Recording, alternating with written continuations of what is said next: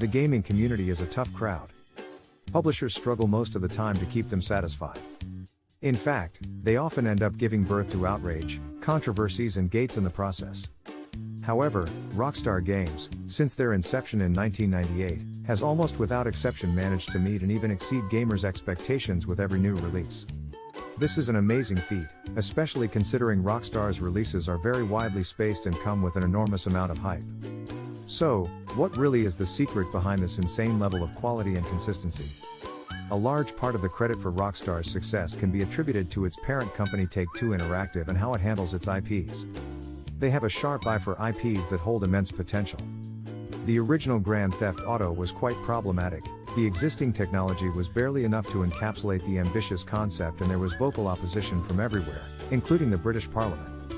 Despite all of this, Take-Two acquired the developer's DMA design, which was renamed to Rockstar Games, and continued to work on the franchise. In 2001, Take-Two Interactive acquired the rights to the Max Payne IP following the success of the first game developed by Remedy. Red Dead Revolver was initially under Capcom's supervision, who failed to see much promise in the game and later cancelled it.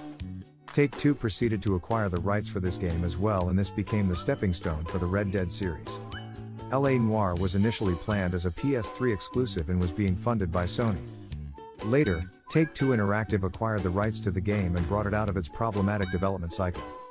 Rockstar managed to come up with its own IPs over the years as well, most notably Manhunt and Bully. What's common between all these IPs is that all of them are unique and genre-defining.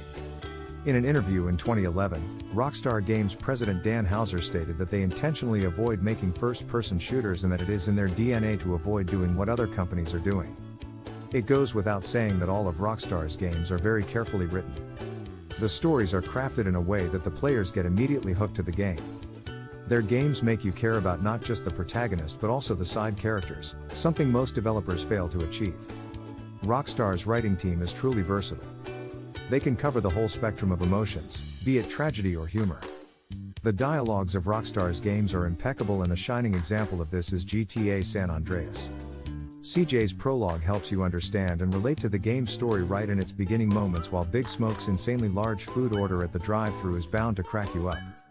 Rockstar also incorporates political and social satire in their games, as exemplified by the presence of an in-game social media aptly named Life Invader in the GTA universe. Another one of Rockstar's greatest strengths is in world building. While the sandboxes in their last two games, GTA 5 and RDR2, are strong contenders for the best open worlds in video game history, Rockstar has been doing a good job in this department for quite some time. The PS1-2 era did not provide developers with enough technological prowess, and yet somehow, the open worlds in Rockstar's games were just as fascinating during those days. In fact, most gamers would prefer fooling around in Vice City to doing the story missions. In order to recreate the atmosphere of 1940s Los Angeles for L.A. Noire, the development team spent years collecting photos of the city during that time period. Even in the closed-world games, the atmosphere manages to be breathtaking.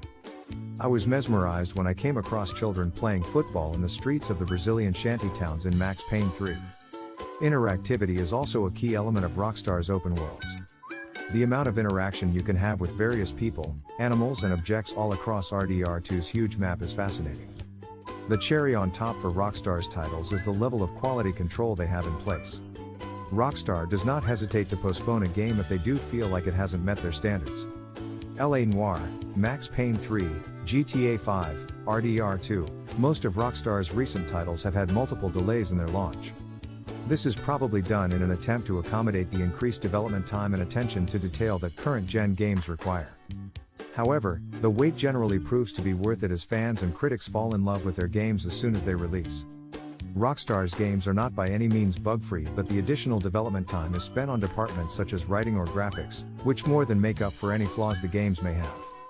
I am not necessarily saying all other companies should follow Rockstar's strategies, because that would mean our consoles collecting dust for years until a game would release.